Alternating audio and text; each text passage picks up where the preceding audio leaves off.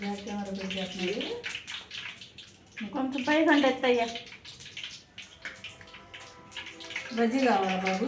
తింటావా నాయన? తాతుంది కానీమా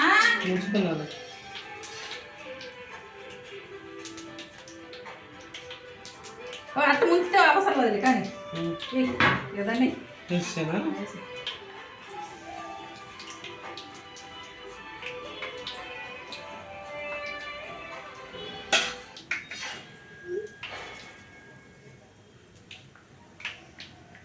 back camera మా వాళ్ళు బాగు అది బాగానే ఉంది. నాది మా ముందు బాగా ఫిల్టర్. ఈ ముఖం కూడా ఎక్కడుందో అట్టానే వచ్చింది రాదు.